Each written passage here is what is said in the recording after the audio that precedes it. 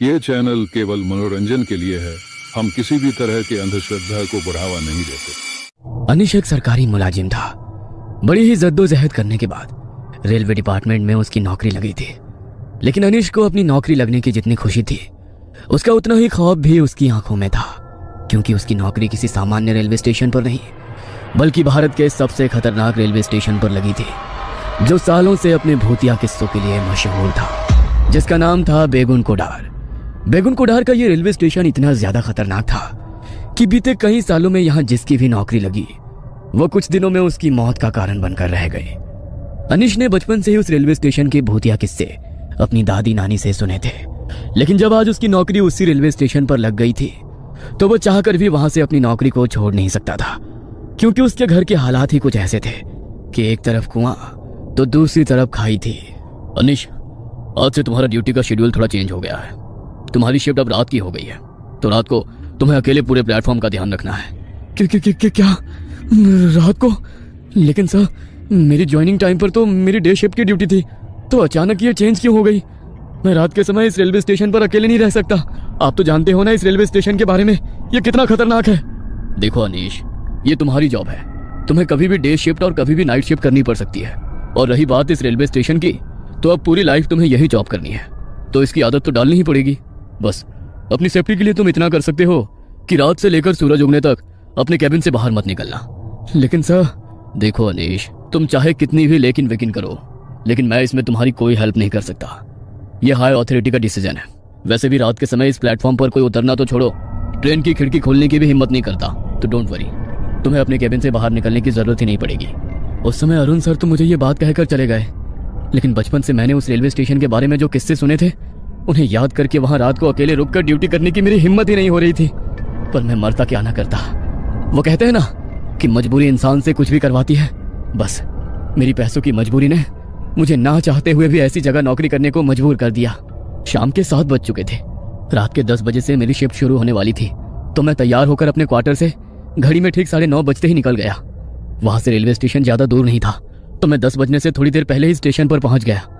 जब मैं कैबिन में पहुंचा तो डे शिफ्ट वाले जुगराल सर वहां से निकलने की तैयारी कर रहे थे। उन्होंने अपना बैग उठाया और मेरा कंधा थपथपाकर वहां से चले गए। उनके जाते ही अभी तक जो मेरा मन थोड़ा शांत था, वो अब बेचैन सा होने लगा।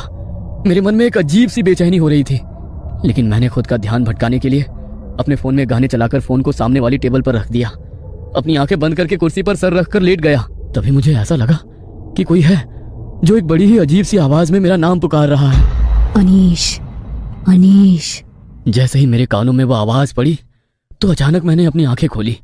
नजर घुमाकर पूरे केबिन में इधर उधर देखा तो कोई भी नहीं था, ना ही पूरे केबिन में किसी तरह की कोई हलचल हो रही थी। ये देखकर मैं थोड़ा रिलैक्स हो गया। फोन में कोई बोरिंग सा गाना चल पड़ा, जो मैंने अपनी जिंदगी में आज से पहले कभी सुना नहीं। उस गाने की भाषा और आवाज भी कुछ अजीब थी। अचानक वो आवाज अपने आप बहुत तेज होने लगी। उसे सुनकर ऐसा लगा कि मानो मेरे कान के पर्दे फट जाएंगे। मैंने गाना बंद करने के लिए जैसे ही हाथ में अपना फोन उठाया, तो मेरे फोन की पूरी स्क्रीन बिल्कुल ब्लैक हो गई। मैंने पावर बटन से फोन को स्विच ऑफ करने की कोशिश की, लेकिन मेरा फोन अचानक ऐसा हो गया कि मैं उसे ऑफ ही नहीं कर पाया। उस आवाज से परेशान होकर मैंने अपने कानों को अपने दोनों हाथों से भींच लिया। तभी अचानक सब कुछ एकदम शांत हो गया। मैंने जैसे ही अपनी आंखें खोली, तो मुझे ऐसा लगा कि मेरे केबिन के दरवाजे को मानो जैसे कोई बहुत जोर से खटखटा रहा हो। लेकिन इतनी रात को पूरे प्लेटफॉर्म पर मेरे अलावा तो कोई और था ही नहीं। तो फिर आखिर मेरे केबिन का दरवाजा कौन खटखटा रहा है? ये सोचकर मेरे पसीने छूट गए, लेकिन फिर भी मैंने हिम्मत करते हुए पूछा, कौन है? कौन है बाहर? मेरी मदद करो साहब, दरवाजा खोलो, वरना वो लोग मुझे मार डालेंगे, बचा लो मुझे। अरे, ये तो किसी लड़की की आवाज है, लेकिन इतनी रात को कोई लड़की यहाँ पर क्या कर रही है? नहीं, ये सब छलावा है, मैं दरवाजा नहीं खोलूंगा। ये सोचकर मैंने दरवाजा नहीं खोला और चुपचाप अपनी कुर्सी पर ही बैठा रहा। तभी वो लड़की मेरे केबिन का दरवाजा और जोर जोर से खटखटाते हुए मदद की गुहार लगाने लगी। प्लीज मुझे बचा लो, वो मार डालेंगे मुझे, खोल दो दरवाजा। उसकी इतनी तेज रोने की आवाज सुनकर मुझे ऐसा लगा कि सचमुच कोई लड़की मुसीबत में है। इसलिए उसकी मदद करने के लिए मैंने अपने केबिन का दरवाजा खोल दिया। दरवाजा खोलते ही सामने देखा तो मेरे सामने दूध के जैसी सफेद इतनी खूबसूरत लड़की, मानो कोई अप्सरा उतरकर मेरे सामने आ गई हो।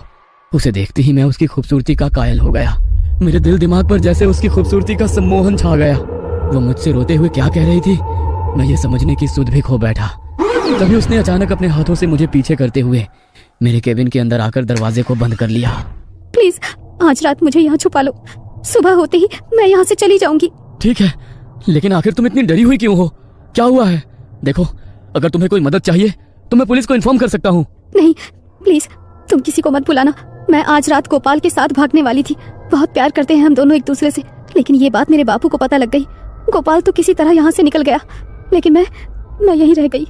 कल सुबह गोपाल मुझे लेने आएगा तो मैं उसके साथ यहाँ से चली जाऊंगी, लेकिन सुबह होने तक मेरी मदद कर दो। अगर मेरे घर वालों ने मुझे ढूंढ लिया तो वो मुझे जान से मार देंगे।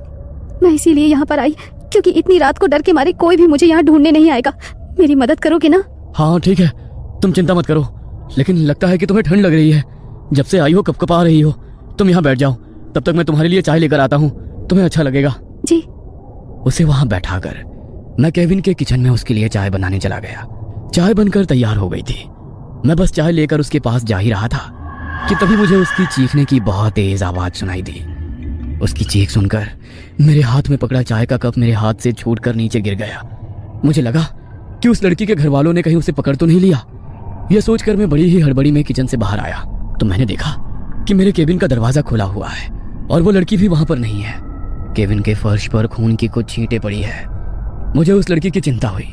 मैं जल्दी से अपने केबिन से बाहर निकला तो केबिन की दाहिनी ओर से मुझे फिर से उसकी चीख सुनाई दी। मैं भागकर उसकी ओर गया तो देखा वो लड़की जमीन पर बैठी हुई है। उसकी पीठ मेरी तरफ थी। वो रोते हुए अपने हाथ से कुल्हाड़ी लिए बेरहमी से किसी पर वार कर रही थी। यह नजारा देखकर मुझे अपनी आंखों पर यकीन नहीं हो रहा था कि जो लड़की अभी कुछ मिनट पहले मेरे पास आकर मदद की गुहार करती हुई रो रही थी, अभी वो लड़की अपने हाथों से कुल्हाड़ी लिए बेरहमी से किसी पर ऐसे वार कर रही है। यह देखकर मुझसे रहा नहीं गया। मैंने उसे आवाज लगाई, ये क्या कर रही हो तुम? किसी को मार डाला क्या तुमने? मेरे इतना कहते ही उसने कुल्हाड़ी से वार करना बंद कर दिया और उसने अपनी गर्दन मोड़कर जैसे ही मुझे देखा तो डर के मारे मानो मेरी आत्मा मेरे शरीर से निकल गई हो। उसका पूरा चेहरा खून से लथपथ था। आंखों की जगह बस काली पुतलियां थी। चेहरा बुरी तरह से कटा फटा हुआ था। उसने मेरी ओर देखकर बड़े ही भयानक तरीके से मुस्कुराया तो उसके लंबे काले दांत देखकर मुझे ऐसा लगा कि घिन के मारे मुझे उल्टी हो जाएगी। वो अपने सामने पड़ी लाश के मांस को अपने हाथों से पकड़कर खा रही थी। उसे देखकर मैं इतना डर गया कि डर के मारे मेरे पैर वहीं जम गए। तभी उसने फिर से मेरी ओर बड़ी ही भयानक हंसी के साथ हंसते हुए देखा और वहां से भाग गई। मुझे लगा कि अब वो वहां से चली गई है, इसलिए मैं थोड़ी आगे जाकर उस लाश को देखने गया ताकि पुलिस को इसकी खबर दे पाऊं। लेकिन जब मैं उस लाश के पास पहुंचा तो उसे देख मानो मेरा कलेजा मेरे हाथ में आ गया। वो नजारा देखकर मैं इतना डर गया कि डर के मारे मैं वहीं पर बेहोश होकर गिर पड़ा। सुबह जब मेरी आंख खुली तो मैं अपने केबिन के चेयर पर था। प्लेटफॉर्म से बहुत शोर सुनाई दे रहा था। मैंने बाहर निकलकर देखा तो प्लेटफॉर्म पर काफी सारे लोगों का जमावड़ा लगा हुआ था। प्लेटफॉर्म पर किसी की लाश पड़ी थी, इसलिए मैं भी लोगों के बीच से जाकर उसे देखने गया तो डर के मारे मेरी आत्मा सिहर उठी, क्योंकि लोगों के बीच पड़ी वो लाश किसी और की नहीं बल्कि मेरी ही लाश थी। इस रेलवे स्टेशन पर पोस्टिंग वाले हर ऑफिसर की तरह ही आज मेरी भी मौत हो चुकी थी। अगर आपको कभी इस रेलवे स्टेशन पर एक रात बिताने का मौका मिले तो क्या आप यहाँ आना चाहेंगे? शायद मेरी ही तरह वो लड़की आपके पास भी मदद की गुहार लेकर आ जाए।